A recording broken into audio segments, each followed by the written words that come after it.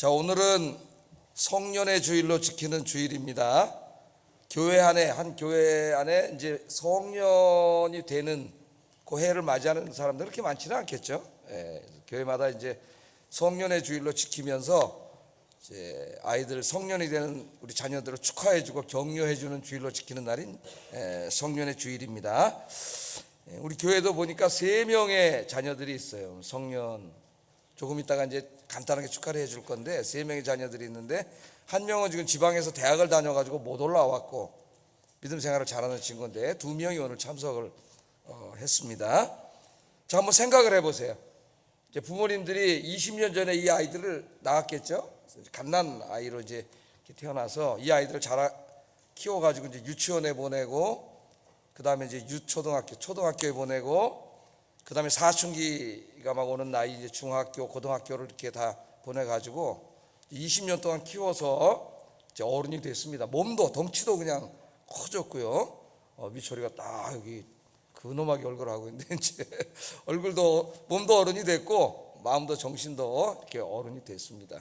그래서 우리가 이제 그것을 축하하고 또 격려해주는 그런 주일입니다. 제가 오래전에 이제 중학교 아이들을 이제 사역한 적이 있는데 그 중학교 때 키들이 많이 이렇게 크잖아요. 근데 한 아이가 이렇게 키가 쑥쑥쑥 자라질 않았어요. 이제 엄마 아버지가 굉장히 걱정을 하시더라고. 키가 안 큰다고 아들이. 그래서 막 뭐 키 크는 약도 있고 뭐 별 그런 것들이 다 있는 것 같아요. 결국은 이제 나중에 애가 다른 친구들보다 조그맸었는데 중3이 되고 그러면서 갑자기 애가 쑥 크더니 한 80까지 그냥 쭉 크더라고요. 그러니까 너무 기뻐하는 거예요. 성장을 하니까. 또 한 권사님 생각이 나요. 권사님이 저희 교구에 이제 교구장 권사님이셨는데 저한테 그렇게 아이고 목사님 부모님 참 좋겠어요. 그래서 왜요? 아이 목사님 같이 듬직한 아들이 있어서 좋겠어요. 우리 아들은 40이 넘었는데도 애기 같아. 그래. 저는 그때 30대 후반이었는데 제가 뭐라 그랬을 것 같아요? 아이고 권사님, 우리 어머님 아버님이 볼 때도 마찬가지입니다. 자기 자식을 볼 때는 당신 자식을 볼 때는 다 애들로 보이는 거죠. 이렇게 이제 위로를 해드린 기억이 생각이 나요. 40이 됐고 몸도 모든 것이 성인이 됐지만 아직 그 정신적인 것이나 어떤 자기 삶에 완전히 독립되어 있지 않은 그 성인 아이라 할까요? 그런 모습을 보일 때 부모님들이 속상하시죠. 자꾸 이렇게 다른 자식들도 보면서 그런 마음이 듭니다. 근데 여러분들 자녀들이 그렇게 잘 커주면은 어때요? 너무 행복하죠. 부모님 자식끼리 기쁨이 그거인 것과 마찬가지로 우리의 아빠이신 하나님도 마찬가지예요. 하나님도. 그래서 오늘 성년의 주일을 맞이하면서 우리 친구들 축하해 주면서 하나님 앞에서 한번 우리 자신에게 물어봤으면 좋겠습니다. 너는 하나님 앞에 성년이냐 성인이냐? 네 신앙과 인격은 하나님 앞에 성인인가? 저도 한번 물어봤어요. 제 신앙적인 면에 있어서 제가 초등학교 한 4학년 때인가 5학년 때부터 교회를 다녔는데 그럼 몇 년 됐어요? 한 50년 됐습니다. 50년에서 그러면 제 신앙적인 그 연령도 인간됨도 50년이 지났으니까 그만큼 이제 성인이 되고 성숙한 모습으로 하나님 앞에 서 있어야 되는데 특별히 목회자로서 내 신앙이 과연 그런가? 솔직히 제가 이제 설교 준비하면 저도 생각해 봤어요. 신앙이 과연 하나님 앞에 하나님 보실 때에 하나님이 50년 예수 믿은 사람으로서 이렇게 하나님 기뻐하실 만큼 그렇게 성숙했는가? 또 인간됨에 있어서도 하나님 보실 만큼 그렇게 기뻐하실 만큼 성숙해 있는가? 그런 생각을 한번 제가 해봤습니다. 부끄러운 모습들이 있더라고요. 그래서 기도하고 회개도 하기도 하고 이런 부분에서 더 성장해서 부모님, 우리 아빠 하나님 기쁘게 해드려야 되겠다 이런 생각도 했어요. 자, 하나님께서는 여러분들이 자녀들이 그렇게 정상적으로 균형 잡히게 몸과 정신과 마음이 다 성장해서 어른이 되기를 바라고 또 그렇게 되면 기뻐하는 것처럼 하나님도 마찬가지예요. 성경에는 우리가 예수 믿고 구원 받는 그것을 아기가 어머니 뱃속에서 태어나는 비유로 이야기를 합니다. 그래서 우리가 예수 믿고 구원받은 것을 성경에서 뭐라 그래? 중생이라 그래. 요한복음에서 중생. 중생을 잘못 이해해갖고 내가 어머니 뱃속에 들어가다 다시 태어나냐 이렇게 물어본 유대인 학자도 있었죠. 중생은 그 말대로 다시 태어난다는 얘기예요. 다시 태어난다. 그러니까 우리가 몇 살에 예수님을 믿었다 하더라도 내가 만약에 50살에 예수를 믿고 구원을 받았다. 근데 50년까지 살아온 모든 것들은 예수 믿는 순간에 옛사람 십자가에 못 박아 장사지는 거예요. 죽는 거예요. 그리고 주님 안에서 하나님의 자녀로 새롭게 중생 다시 태어나는 거예요.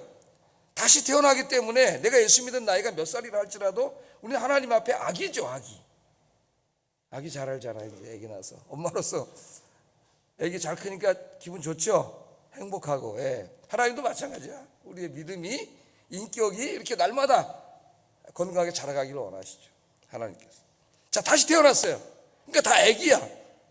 예수 믿은 지 얼마 안 됐는데 내 믿음이 막 순교할 만큼 막 성숙한 사람이 있을 수가 없죠.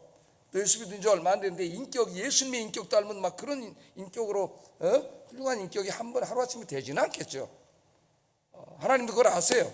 그래서 이제 우리가 거기서부터 하나님이 기뻐하시는 신앙과 인격을 가진 성인으로 하나님 자라가기를 원하시는 거예요. 히브리서 6장에 보면은 성장하지 못한 신앙과 인격이 성장하지 못한 이 사람들에 대해서 하나님이 안타까워하시면서 굉장히 책망하시는 말씀이 있어요. 히브리서 6장 12절 한번 읽어보겠습니다. 시작. 너희가 다시 하나님의 말씀의 초보에 대하여 누구에게 가르침을 받아야 할 처지이니 단단한 음식은 못 먹고 젖이나 먹어야 할 자가 되었도다. 단단한 음식, 고기 막 이런 거 어른들이 이가 있으니까 콱콱 씹어 먹지만은 아기들은 젖밖에 못 먹는 거죠. 우유밖에. 자, 때가 오래되었다 그래요. 그러니까 때가 오래되었다는 말은 예수 믿은 지가 오래됐다는 거예요. 이 사람들이. 이제 히브리서를 누구에게 쓴 서신이냐?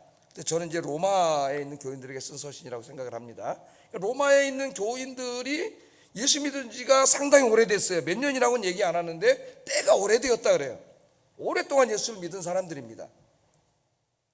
자, 그렇다면 그 신앙과 인격이 마땅히 성장해서 성인이 돼가지고 다른 사람들을 가르칠 수 있는 선생이 되어야 하는데 그 말이죠. 수준이, 그 신앙과 인격의 수준이 이제 막 예수 믿은 사람들을 지도해주고 안내해줄 수 있는 그런 성인이 돼 있어야 되는데 그렇지 못하다는 거예요. 그래서 늘 하나님의 말씀의 초보에 대하여 아주 기초적인 지식에 대해 계속 누구한테 배워야 되는 그런 어린 나이에 머물러 있다는 거니까 성장하지 않는 거예요. 믿음과 이 신앙이 성장이 없어요. 그냥 애기예요. 중생을 해서 태어났는데 자라질 않아. 자라나려면 주의 말씀을 영의 양식을 먹고 기도하면서 예배 드리면서 이렇게 영적으로 성장을 해야 되는데 전혀 성장을 하지 않는 계속 아기의 모습으로 있는 거예요. 하나님이 오실 때 어린아이니 이걸 어디다 써먹겠어요. 그래서 하나님이 뭐라 그래요? 안타까워하고 책망을 하는 겁니다. 책망하시는 거예요. 그러니까 지금 여러분이 부모님이시니까 자식이 이렇게 건강하게 정신적으로 육체적으로 성장하는 모습을 원하시고 기뻐하시는 것처럼 하나님도 똑같아요. 하나님의 마음을 여기에 지금 말씀하고 있고 오늘 본문도 그 말씀입니다. 본문도. 그래서 오늘 설교의 주제는 이 성년의 주일을 맞이해서 우리 모두가 주님 앞에 성년으로 서야 되겠다.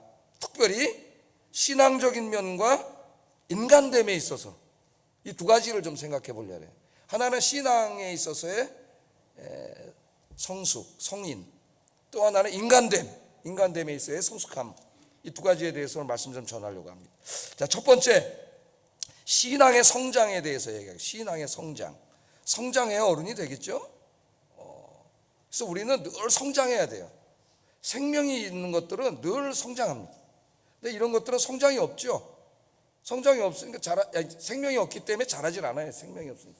그냥 낡아서 버려야 돼요. 나중에 쓸모 없어져요. 오래되면은 생명이 있는 것은 성장을 합니다. 자, 성경은 우리의 신앙이 성장하는 방법을 가르쳐 주는데 어떻게 우리 신앙이 성장하느냐? 13절 상반절 한번 읽어보겠습니다. 우리가 다 하나님의 아들을 믿는 것과 아는 일에 하나가 돼야 된다. 우리가 이 오늘 본문 전체 에베소서 4장의 이 문맥은 교회의 하나됨과 성숙함에 대한 주제예요. 그런데 교회는 결국 한 사람 한 사람으로 이루어진 것이기 때문에 한 개인도 교회죠. 한 개인의 신앙의 성숙과 것과 그 또 인격의 성숙, 이 두 가지 주제로 오늘은 좀 살펴보려고 합니다. 자, 우리 신앙이 성장하기 위해서는 하나님의 아들을 믿는 것과 하나님의 아들을 아는 것에 하나가 되어야 된다 그랬어요. 믿음과 지성의 문제입니다. 어떻게 우리가 생각을 하면 믿음이라고 하는 것은 신앙의 영역이고 그거는 지성의 영역과는 상관없다고 생각할 수가 있어요. 이게 큰 잘못이죠. 믿음은 지성과 밀접하게 연관이 되어 있습니다. 자, 우리가 예수님을 믿는다고 말합니다. 예수님 믿으시죠? 예, 아멘 하셨어요.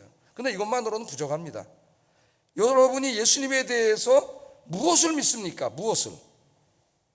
어떤 예수님을 믿습니까? 우리는 여기서 우리의 믿음에는 믿음의 내용이 있어야 된다는 걸 알게 되는 거죠. 그냥 뭐 맹목적인 믿음이 아니에요. 예수님을 믿어. 그 예수님에 대해서 뭘 믿어? 예수님이 어떤 분인데? 예? 우리가 예수님을 믿기 위해서는, 올바로 믿기 위해서는, 우리의 신앙이 올바른 신앙이 되기 위해서는 예수님이 누구이며 우리를 위하여 어떤 일을 하셨으며 지금은 어디에 계시고 무엇을 하고 계시며 장차 어떤 일을 하실 것인가를 알아야 돼요. 제가 큰 범주만 말했지만 상당히 자세한 것들이 굉장히 많죠. 그 예수님에 대해서만, 성경 66권 중에 예수님에 대해서만 공부하는 것을 신학에서 기독론이라 하는데 그 기독론만 해도 이렇게 두꺼운 책들을 여러 권 읽어야 하고 공부를 해야 됩니다. 한 학기 동안. 자, 여기서 우리는 알의 문제, 즉 지식의 문제가 등장합니다. 우리의 믿음이 바른 믿음이 되기 위해서는 예수님을 올바로 아는 지식이 필요해요. 우리가 예수님이 하신 일, 지금 하고 계신 일, 앞으로 이루실 일에 대해서 알지 못한다면 우리의 믿음은 방향성을 잃게 됩니다. 도대체 우리가 뭘 믿는 거예요? 우리 교회사를 공부하다 보면 어떤 분들은 예수님을 위해서 자기의 목숨을 드렸어요. 순교를 했는데 도대체 그분들은 예수님을 누구라고 믿기에, 무엇을 믿기에 그 소중한 자기의 목숨까지 드릴 수 있었냐 이거예요. 우리 한국교회 그리스도인들의 가장 큰 문제는, 모두가 그런 건 아닙니다만 대체적으로 예수님에 대해서 알아가는 일에, 깊이 알아가는 일에 그렇게 큰 관심이 없다는 겁니다. 대부분의 그리스도인들은 그냥 믿으면 되지, 뭘 머리 아프게 이렇게 성경 공부를 하고 신학 공부를 하고 뭐 그럴 필요가 있나요? 그냥 믿으면 되는 거 아닙니까? 그렇게 말하는 분들이 의외로 굉장히 많아요. 또 말은 안 해도 생각은 그런 생각을 가지고 있기 때문에 성경을 깊이 연구하고 공부하고 별 흥미를 갖지 못합니다. 이렇게 신앙생활을 하다 보니까 교회를 몇십 년을 다니면서도 성경 말씀의 핵심적인 가르침이 무엇인지 알지 못해요. 그래서 오늘 하나님이 책망하고 있는 것처럼 벌써 예수 믿은 지가 몇십 년이 됐는데도 여전히 기독교의 초보를 다시 가르쳐야 되는 수준에 있느냐. 하나님 그렇게 책망하시잖아요. 마땅히 성경의 지식을 다 알아서 다른 사람을 가르칠 수 있어야 되는데, 그 수준이 그렇게 성장이 있어야 되는데 그렇지 못하다. 하나님 책망하시는 거죠. 성경을 딱 열어보세요, 여러분. 그럼 뭐부터 나와요? 우주의 기원과 인간의 기원이라고 하는, 인간이 풀지 못한 수수께끼부터 정답을 줍니다. 성경. 하나님께서 이 세상을 창조하셨다는 것으로 가르쳐줘요. 이 세상은, 이 우주는 그냥 어떻게 우연히 뭐가 생겨나가지고 진화돼서 이루어진 게 아니고 어떤 지성적인 존재가 특별한 목적을 가지고 창조했다고 하는 것, 이 모든 우주와 인간의 생명을 디자인했다고 하는 것을 성경은 이야기하고 있어요. 그리고 하나님께서 이 세상과 온 우주를 왜 창조하셨는지, 하나님께서 창조하신 세상이 하나님이 창조하셨음에도 불구하고 왜 이렇게 엉망진창이 되었는지, 하나님께서는 엉망이 된 피조 세계에 대해서 어떤 계획을 가지고 계시는지, 왜 예수님께서 하나님이신 그분이 2000년 전에 인간의 몸을 입고 이 땅에 오셔야만 했는지, 왜 십자가에서 죽으셔야 했는지, 그렇게 처참하게, 그리고 왜 부활하셨는지, 예수님은 부활하신 이후에 지금 어디에 계신지, 거기서 무엇을 하고 계신지, 장차 어떤 일을 하고 계실지 성경이 이것을 가르쳐주고 있어요. 그러니까 성경을 알지 못하면 이 모든 것에 대해서 우리 믿음의 내용을 알지 못하는 거예요. 또한 하나님께서 왜 나를 구원해 주셨는지, 왜 이 땅에 교회를 세우셨는지, 교회와 성도의 사명은 무엇인지에 대한, 무엇인지에 대해서도 성경을 읽지 않으면, 배우지 않으면 알 수가 없는 겁니다. 근데 많은 사람들이 알려고 하지도 않고 관심도 갖지 않아요. 그냥 믿으면 된다 그래요. 근데 뭘 믿는 거예요 도대체? 뭘 믿는 거예요? 이처럼 믿음이 지식에 기초해 있지 않기 때문에, 올바른 알매 기초해 있지 않기 때문에 믿음 생활을 꽤 오래 했다는 분들 중에도 상당수가 왜곡되고 잘못된 믿음을 갖고 있는 거예요. 내가 예수님을 믿음과 아는 것이 하나가 된다는 말은 내가 예수님을 믿어요. 뭘 믿는 거예요? 예수님의 어떤 성경이 가르치는 예수님을 믿는 거죠.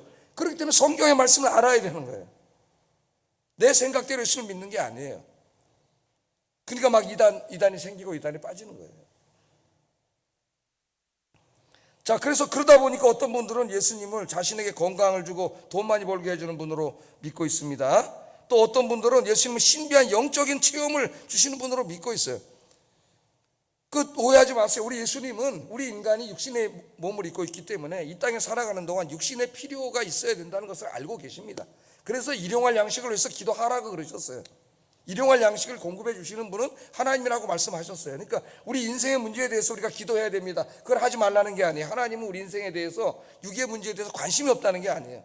문제는 어디서 발생하냐면 이것이 기독교의 주가 됐다는 게 문제예요. 이거는 이 땅을 살아가는 동안 하나님이 불쌍해서 우리에게 베풀어 주시는 그냥 작은 일인데, 이것이 주가 되고 기독교의 진리는 저 밑에 가 있는 거죠. 그게 기복신앙이에요.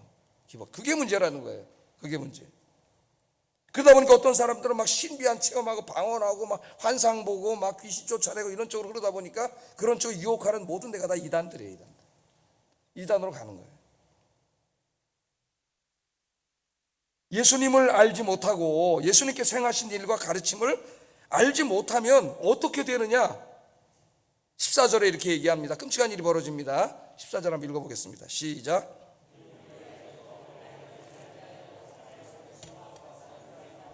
온갖 교훈의 풍조에 밀려 요동하지 않게 하려 함이라. 자, 첫째 뭐라 그래요? 어린아이가 되면 안 된다 그러잖아요. 성경의 진리를 알지 못하면 우리의 신앙이 어린아이의 수준에 머물러 있게 돼요. 신앙의 성장이 이루어지지 않습니다. 여러분, 성경의 진리를 알지 않으면, 성경의 진리를 아는 지식에서 성장하지 않으면 신앙은 절대로 성장하지 않아요.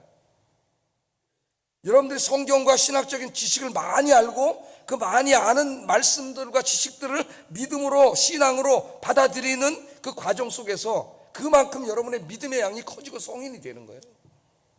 근데 성경을 읽지 않으면은, 배우지 않으면은 그 양이 뭐가 있어요? 없는데 성장할 수 없습니다. 매번 어린아이가 되어서 오늘 하나님 말씀하신 것처럼 당연히 누군가를 가르쳐야 될 신앙의 연조가 됐는데도 매일 자기도 초보를 먹어야 돼, 젖을 먹어야 되는 이 불쌍한 사람이 된다는 거예요.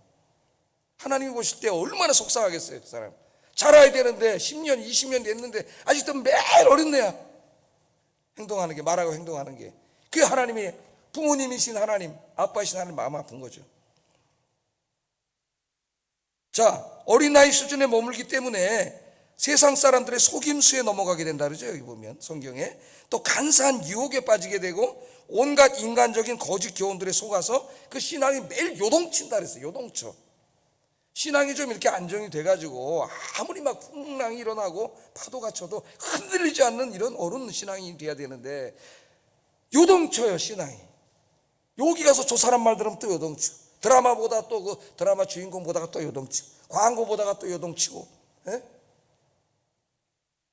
여기 요동한다는 말은요, 이게 바다에 배가 하나, 조그만 배가 하나 떠 있는데, 그 바다가 평평할 때는 배가 잘 가지만은 바람이 불고 풍랑이 일어나면 그거 어떻게 되겠어요? 바닷물이 출렁거리는 요만한 배가 요동을 치겠죠. 그때 그 요동친다는 말이에요.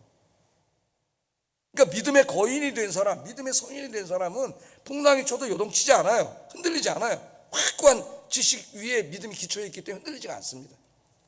그런데 그렇지 않은 사람은 세상의 풍파가 몰아칠 때 요동치고 흔들리고 의심이 생기고 또 신앙이 낙심이 되고 계속 그렇게 되는 거예요. 어린아이기 때문에, 어른이 아니기 때문에 아직도. 이 세상에는 우리 신앙에 도전해오는 많은 이단들이 있습니다. 또 세속적인 사상과 가치관과 삶의 방식들이 있어요. 복음의 진리를 아는 데서 성장하지 못하면 이단들에게 속습니다. 신천지에 속은 사람들 한번 보세요. 이만희가 보혜사라는 이 말도 안 되는 헛소리를 그냥 믿잖아요. 그걸 그냥 믿기 때문에, 말도 안 되는 소리를 믿기 때문에 어떻게 할 수가 없어요. 그 상태에서. 교회에서 요한복음이나 요한계시록 교리들을 공부했으면 절대로 그런 허무맹랑한 소리에 넘어가지 않았을 거예요. 그러니까 이 친구들이 고등학교 막 졸업해가지고 이제 아직 입시 공부하느라고 고등학교, 중학교 때 무슨 성경을 제대로 배웠겠어요? 그런 아이들 주로 타겟으로 해가지고 그런 아이들 끌어가는 거죠. 그래서 제가 우리 목사님들한테 이렇게 얘기하면 중고등부 어린아이들 설교할 때 본문을 택하고 그 교리적인 내용이 나면 정확하게 짧게 하더라도 정확하게 가르치라 그래요. 아이들에게 확고하게 서게 알아야 돼. 예? 초등학교 때부터 분명한 자기가 믿는 진리 정체성을 알아야 되잖아요. 사도신경을 고백하는데 그 사도신경을 주문 외우듯이 맨날 전능한 산지를 만드신 하나님 내가 믿사요 우리 아무 생각도 없이 그렇게 외우면 안 돼. 그 사도신경은 내용이 뭔지를 어려서부터 가르쳐야 돼 아이들에게. 그래 흔들리지 않아요. 그것만 알아도. 제가 어느 신문을 보니까 요새 이단들 얘기가 많이 나오잖아요. 언론에서 방송도 많이 하고. 우리나라에 자기가 재림예수라고 주장하는 사람이 50명이 넘는데 기자가 아마 더 많을 겁니다. 50명. 신천지에 이만희 이 사람은 좀 지혜를 그래도 꽤가 많은 사람이에요. 자기를 재림예수로 해가지고는 잘 안 될 것 같으니까 예수님이랑은 안 그러고 무슨 보혜사라는 말도 안 되는 보혜사는 성령님을 말하는 건데 예? 무슨 선한 목자니 뭐 이런 표현을 써요. 50명이 넘는 사람들이 자기가 재림예수라고 한다는데 마태복음 누가복음 이 공간복음서만 조금 읽어도 그게 말도 안 되는 소리라는 걸 금방 할 수가 있는데 그렇게 신앙생활을 안 해왔기 때문에 그냥 넘어가는 거예요. 그러다. 우리의 믿음이 이런 맹목적인 믿음이 돼서는 안 됩니다. 복음의 진리를 아는 데서 또한 성장하지 못하면 세속적인 이념과 사상 앞에 흔들려요. 무신론과 진화론에 기초한 과학사상, 유물론 철학과 이념들이 지금 우리 자녀들과 젊은이들의 지성세계를 흔들고 있습니다. 어떤 교수님이 말씀하시는데 대학의 인문사회과학에 우리 고등학교 때 교회를 다니는 애들이 대학에 들어가가지고 90%가 무신론자가 된다 그래요. 8, 90%. 그러니까 그 무신론 철학자들, 무신론 사상으로 무장한 교수들의 그 사상에 오염되는 거죠. 4학년 동안. 네? 4년 동안. 굉장히 심각한 문제예요. 전쟁터면 영적인 전쟁터가 벌어져. 교회는 안 떠난다 할지라도 그 머릿속이 점령을 당하는 거예요. 그들에게. 그래서 우리는 이 신앙의 성장이 이루어지기 위해서 성경과 성경에 가르치는 예수님 구원의 진리, 이 세상의 진리에 대해서 분명하게 알아야 되고 또한 그 아는 것들을 내 신앙으로 받아 믿어야 돼요. 그래야 우리 믿음이 그만큼 성장하고 흔들리지 않습니다. 흔들리지 않아요. 그래서 그런 아이들은 과학 시간에 진화론과 같이 손 들고 선생님한테 질문하는 아이도 있어요. 거기 넘어가는 게 아니라 무신론 철학을 가르치는데 선생님한테 질문하는 아이들이 있다고. 그런 아이들은 얼마나 말씀과 진리를 어렸을 때 잘 자란 거예요. 여러분의 자식들을 그렇게 키우기를 주의 이름으로 축복합니다. 기도하면서. 뿐만 아니라 여러분이 지금 여러분에게 여러분이 흔들리지 않는 그런 신앙인이 돼야 돼요. 자, 제가 한번 결론을 믿음과 알림이 하나가 된 성숙한 신앙인. 그 사람은 어떤 사람이냐? 제가 한번 가상으로 만들어 봤어요. 이렇게 얘기하는 사람입니다. 하나님께서 나를 사랑하시고 모든 피조물들을 사랑하셔서 구원하시려고 예수님을 보내셨구나. 예수님께서 나의 죄를 사하시고 구원하시기 위해서 십자가에서 죽으셨구나. 예수님께서 악의 세력자인 사탄을 멸하시고 이 세상과 온 우주를 새롭게 창조하시기 위해서 부활하셨구나. 예수님께서 승천하셔서 지금도 하늘 보좌에서 통치하고 계시고 악의 세력들을 멸하고 계시는구나. 장차 다시 오셔서 악의 세력들을 완전히 심판하시고 이 땅에 하나님 나라를 세우시는구나. 그 나라를 구원받은 하나님의 자녀들에게 유산으로 상속해 주시는구나. 이 모든 일에 나를 쓰시기 위해 구원해 주셨고 교회를 세우셨구나. 예수께서 내가 주님의 손과 발이 되어 하나님의 구원 사역과 새 창조 사역에 헌신하기를 원하시는구나. 예수님께서 내가 있는 바로 거기서 그 일을 감당하라고 나를 이 직장으로 이 생업의 터전으로 나를 부르셨구나. 예수님께서 나에게 건강과 재능과 시간과 물질을 주신 이유가 여기에 쓰라고 주신 것이구나. 예수님께서 내가 하나님의 구원 사역과 새 창조 사역을 위하여 헌신할 뿐만 아니라 기도하기를 원하시는구나. 이제부터 남은 인생을 이 위대한 일을 위해서 살아야 되는구나. 그걸 깨닫고 그 말씀을 믿고 그렇게 살아가는 게 위대한 신앙이에요. 성숙한 신앙.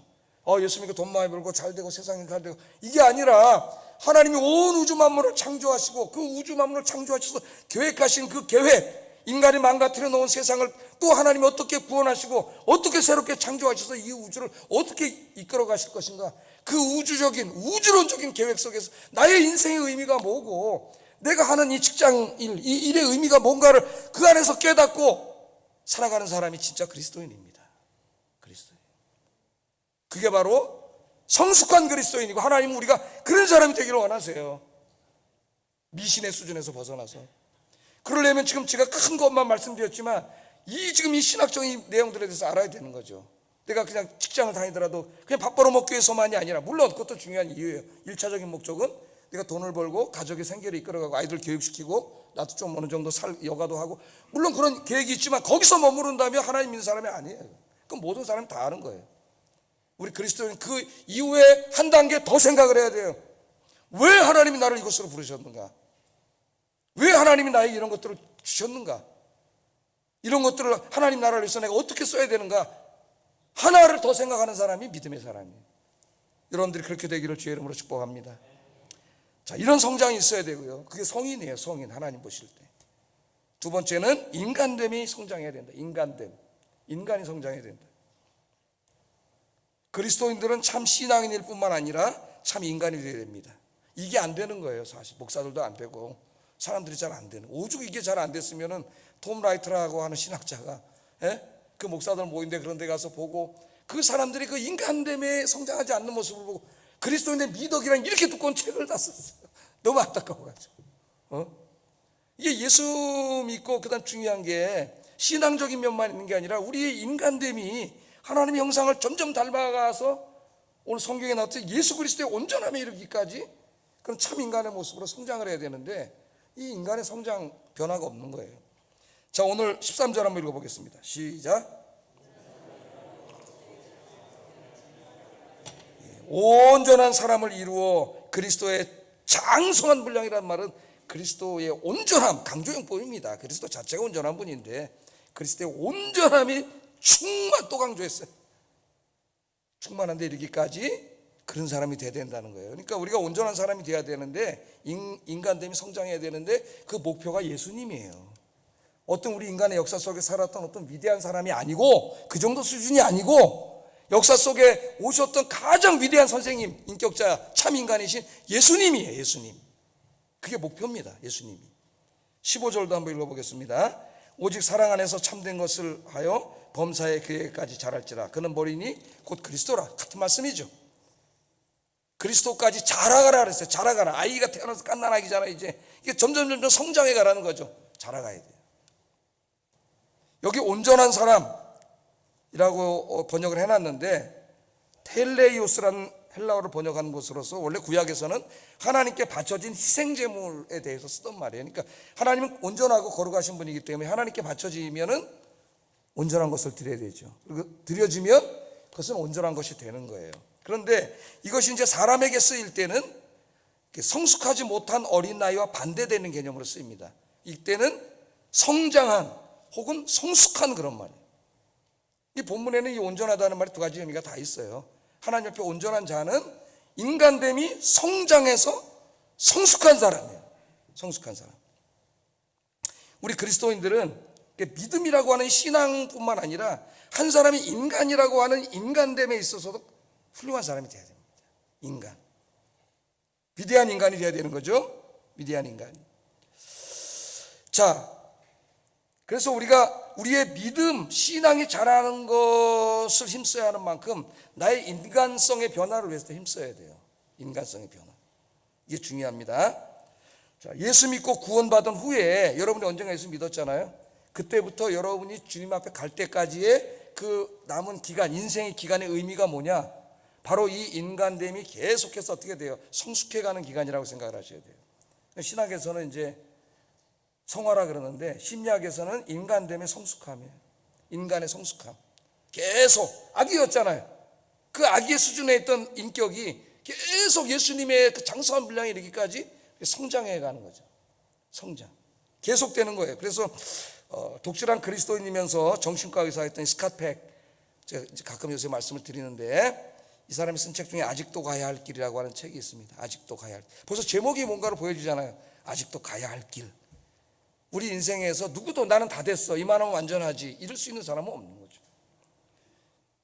이 책에서 우리의 남은 인생이 끊임없이 우리의 인간됨이 성장해야 하는 기간이 되도록 살아야 된다고 말합니다. 아주 위대한 말이에요. 내 남은 인생의 기간이 어떤 인생이 되어야 된다고요? 우리의 인간됨이 끊임없이 성장과 배움의 과정이 되게 하라.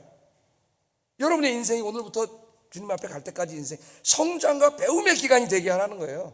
매일매일.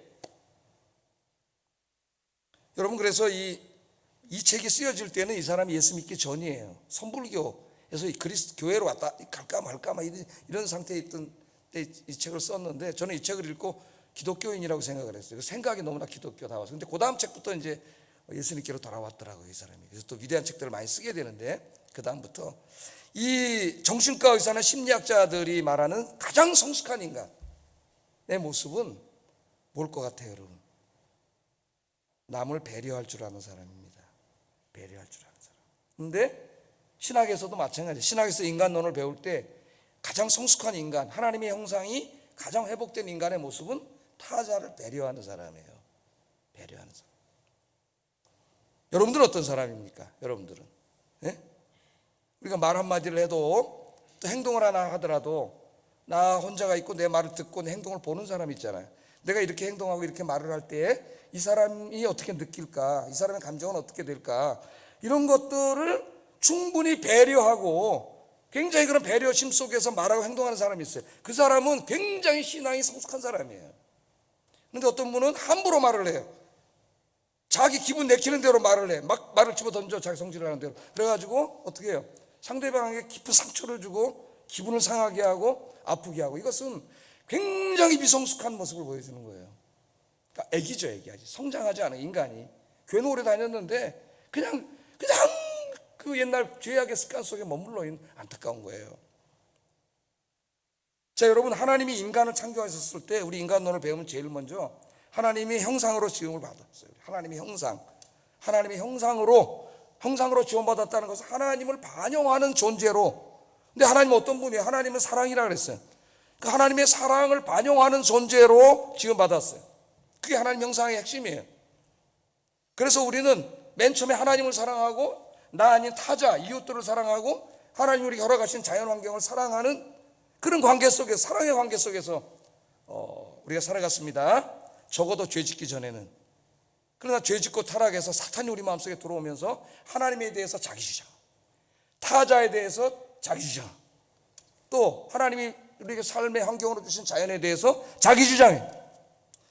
하나님에 대한 자기 주장은 우상 숭배로 우리를 이끌었고, 이웃에 대한 자기 주장은 이웃을 사랑하지 않고 이용해 먹고 오히려 해를 끼치는 그런 대상으로 전락시켰고, 피조물들에 대해서는 사랑으로 돌보지 않고 자신의 이익을 위해 착취하게 되는 거죠.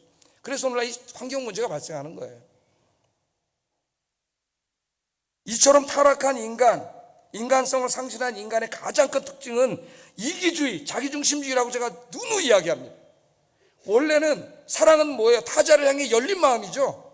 하나님을 향하여, 이웃을 향하여, 자연을 향하여 열린 마음이에요. 그런데 이 죄를 지면서 이게 닫혔어요. 오직 누구만 보여요? 오직 자기만 보이는 거지. 자기밖에 없는 거예요. 자기에게 아주 자기 센트릭 된 사람일수록 미숙한 사람이에요. 미숙한 사람. 이게 조금씩 열려서 타자를 향하여, 완전하지는 않지만 마음이 열리고 사랑도 할 줄 알고 남을 배려할 줄 아는 사람, 성숙한 사람이에요. 성숙한 사람. 인간성이 파괴된 사람들은 자기중심적으로 생각하고 자기중심적으로 말하고 자기중심적으로 행동합니다. 자기를 위해서 일을 하고 자기를 위해서 돈을 벌고 자기를 위해서 쓰고 모으고 써요. 이웃을 사랑의 대상이 아니라 자기 행복을 위한 대상으로 이해할 때 우리 사회는 미움과 다툼과 갈등으로 가득한 사회가 될 수밖에 없습니다. 우리 사회가 지금 딱 그렇게 된 거예요. 우리의 이런 이기적인 삶의 모습이 모든 인간과의 관계에서 다 나타나요. 자, 어떤 사람이 밤에 음악을 크게 트는 사람도 있어요. 아파트에 밑에 울릴 정도로. 또 큰 소음을 내거나, 어떤 사람은 베란다에 나와서 담배를 피고, 요 사람들은 여기 나와서 담배를 펴서 우리 교회로 담배가 다 오더라고요. 예? 자기는 행복할지 모르지만 아래층 사람은 소음에 시달리게 되고 담배 연기에 병들게 되는 거죠. 나만 좋으면 그만인 거예요. 주차한 것들도 한번 보세요. 어떤 사람은 참 진짜 남을 배려해서 자사에 맞춰서 주차한 사람이, 어떤 사람이 약간 대각선으로 찍혀나가지고 남을 세우지도 못하게 그냥 들어가버린 사람. 난 주차한 거 보면 저 사람이 어떤 인간인지를, 또 여기 주차한 사람 부담 갖게 했는데 비가 와서 어쩔 수 없이 그렇게 된 줄로 믿습니다. 주차 하나를 보더라도 그 안에 배려심이 들어가는 거죠. 내가 이렇게 있었을 때 이 사람 문을 열 수 있을까? 저는 그래요. 딴 부분은 못해도 이게 불편함을 주면 안 되잖아요. 내가 조금 불편하게 내리더라도 그런 거 하나하나가 그 사람이 얼마나 성숙한 사람인 걸 보여주는 거예요. 그런 이웃들하고 여러분 같이 산다면 얼마나 행복하겠어. 싸울 일이 있어요? 뭐가 있어요? 행복한 거죠. 제가 이 가정의 달에서 결혼 얘기를 자꾸 하면서 이 얘기를 계속하는 이유가 잘 바뀌지 않기 때문에, 이 이기주의라는 게 결혼하면서도 항상 사랑을 요구한다 그랬죠. 100% 다 요구합니다. 당신 나 사랑해 줘야 돼. 내가 당신하고 결혼했으니까. 내가 얘기했습니다. 사랑을 요구하는 순간 그 가정은 지옥으로 간다고. 요구하는 사랑은 끝도 한도 없습니다. 처음에는 들어주지만 한 사람이 지치게 돼 있어요. 그 요구사항이. 그래서 나중에 부부의 관계에 위기가 와요. 위기가. 그래서 사랑을 받으려고 하지 말고 사랑하려고 힘써라. 아멘입니까? 진리예요. 오늘부터 여러분 남편과 아내를 사랑하려고 애쓰세요. 그러면 천국이 돼. 서로가 서로를 사랑하려고 하고 배려하려고 노력하면 그 다음부터 가정은 천국이 와요. 이거 문을 닫고 전부 나한테만 해줘야 돼. 그런 순간 지옥이 오고 자기 자신도 불행해져요. 우리가 예수 믿고 구원받은 다음에는 사탄의 통치에서 해방되고 성령님이 우리 안에 들어오셔서 우리를 지배하십니다. 그러나 나는 가만히 있는데 성령님이 나를 막 자연스럽게 좋은 사람으로 바꿔주는 게 아니에요. 그렇지 않다는 걸 우리가 경험을 통해서 알잖아요. 어떻게 해야 돼요? 내가 이런 말씀을 듣고 성경을 읽고 주님의 가르침을 배우면서 그 말씀대로 살아서 정말 하나님의 형상이 회복된 훌륭한 인간이 되어야 되겠다 하는 그런 마음을 갖고 기도하면서 노력할 때 성령님이 도와주시는 거예요. 나 자신의 노력이 있어야 돼. 우리 자꾸 장로교가 잘못돼가지고 하이퍼 칼비니즘으로 가버리면은 다 성령님이 해주는데 난 가만히 있어? 제가 이때까지 50년 예수 믿으면 가만히 있어서 변하지 않아요. 이 설교를 듣고 어느 날 내가 목사님 설교를 듣고 깨닫고 막 내 가슴을 쥐어박으면서 회개하고, 내가 이제 이렇게 좋은 사람이 돼야 되겠다. 조금이라도 남에게 더 양보하고 배려하는 삶을 살아야 되겠다. 이렇게 막 몸부림칠 때 조금씩 변하는 거지. 나는 가만히 있는데 변하는 게 아니에요. 그러니까 여기에 대한 소망을 가져야 돼요, 여러분. 좋은 인간. 훌륭한 그리스도인은 누구냐? 좋은 인간이에요. 좋은 인간. 인간됨의 성장이 없는 사람은 신앙생활 제대로 했다고 볼 수가 없습니다. 우리 참다운 인간의 모습, 타자를 사랑하고 배려하는 모습을 보여준 게 우리 예수님이잖아요. 그래서 빌립보서 2장 5절 11절에 사도 바울이 예수님의 삶을 우리가 모두가 본받아야 할 삶으로 제시를 합니다. 제가 좀 끊어놨는데 저 화면만 읽겠습니다. 시작.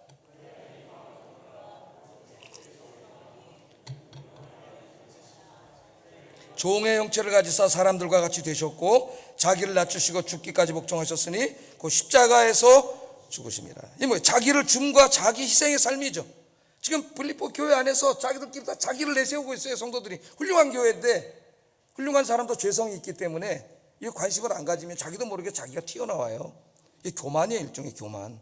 자기 생각, 자기 주장이 다 옳다고 생각을 하고 막 이제 원성을 높이고 그런 교회는 시끄러워져요. 그게 예수님이 말씀하시는 거예요. 자기를 줌과 자기 희생이 없이는 미숙한 사람들이고 그런 사람들 얘기 들으면 안 된다는 거예요. 그래 교회가 하나의 교회가 되는 거예요. 마태복음 5장 7절 산상설교에서는 원수를 사랑하고 겉옷을 달라 그러면 속옷을 주고 왼뺨을 떼 오른뺨을 내주는 무조건적인 사랑과 용서를 가르쳤어요. 마태복음 5장 39절 42절 누구든지 내 오른뺨을 치거든 왼편도 돌려대며 또 너를 고발하여 속옷을 가지고자 하는 자에게는 겉옷까지도 가지게 하며 내게 구하는 자에게 주며 내게 꾸고자 하는 자에게 거절하지 말라. 여러분 하나하나를 읽으면서 실천하려고 한번 노력을 해보세요. 여러분들이 5장 44절 너희 원수를 사랑하며 너희를 박해하는 자를 위하여 기도하라. 원수를 사랑하며 박해하는 자를 위해 기도하라. 이 쉬운 일입니까?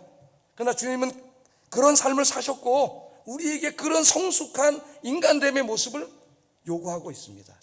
제자들에게.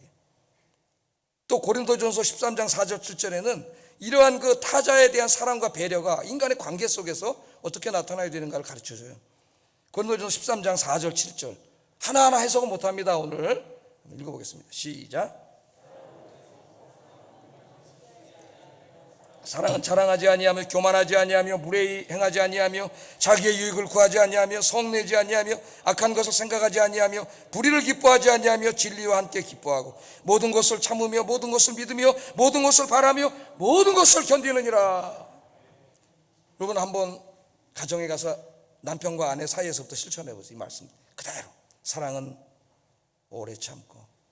우리 옛날에 그 아이들이 미국에 학교 다닐 때 크리스천 학교 다녔는데 영어로 외우게, 영어지 거긴 다 미국 사람이니까 Love is patience 이렇게 애들을 외우게 하더라고요. 말씀을.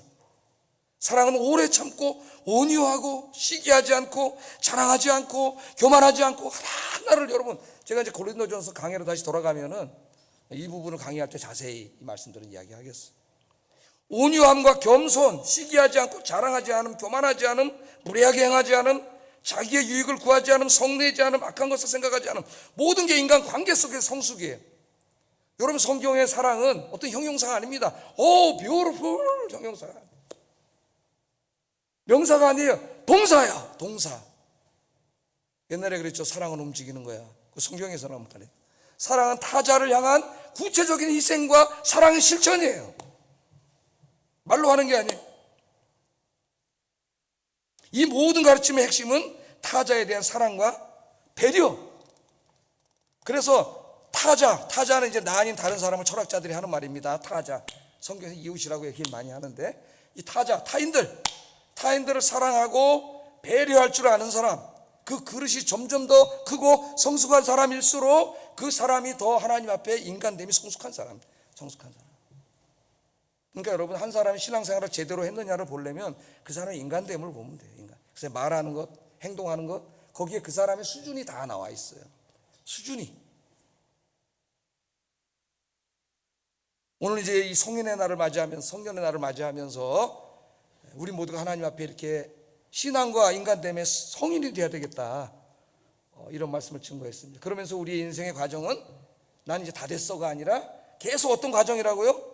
배움과 성장의 과정이 돼야 된다. 배움과 성장의 과정. 주님 앞에 갈 때까지. 그러므로 언제의 모습이 제일 아름다워야 돼요? 죽기 전의 모습이 제일 아름다워야 돼요. 하나님. 그래야 신앙생활 잘한 거예요. 죽기 전에. 그 신앙과 인격이. 그렇지 못하기 때문에 나이를 먹으면서 더 이상한 사람이 될 수도 있어요. 신앙생활 제대로 하지 못하면. 예? 그러니까 가정에 문제가 생기는 거예요. 신앙과 인격이 하나님 보시기에 기뻐하실 만큼 성숙하고 성장한 여러분들 되시기를, 또 매일매일 그렇게 성숙해 가시기를 주의 이름으로 축복합니다. 기도하겠습니다. 기도합니다. 나의 믿음이 하나님의 말씀과 일치하는 믿음이 되어 나의 신앙이 이단과 세상의 풍조에 흔들리지 않는 성숙한 신앙인이 되게 하소서. 자신만 사랑하는 성장하지 못한 인격이 타인을 사랑하고 배려할 줄 아는 성숙한 인격이 되게 하소서. 기도하겠습니다. 사랑하신 아버지 하나님, 감사합니다. 오늘 이 귀한 말씀 성년의 날을 맞이하여 우리 자녀들, 성년이 되는 자녀들을 축하하고 격려하면서 과연 우리는 하나님 앞에서 인격적으로 신앙적으로 성인인가, 날마다 성장하고 있는가, 오늘 우리 자신을 돌아보게 하신 것 감사합니다. 이 말씀을 가슴에 새기고 주님 앞에 갈 때까지 나의 인생의 모든 과정이 배움과 성장의 기간이 되게 하시고 하루하루 날마다 믿음과 신앙이 성장하여 주님 보시기에 기뻐하시는 사람들 되도록 인도해 주시옵소서. 예수님 이름으로 기도드립니다. 아멘.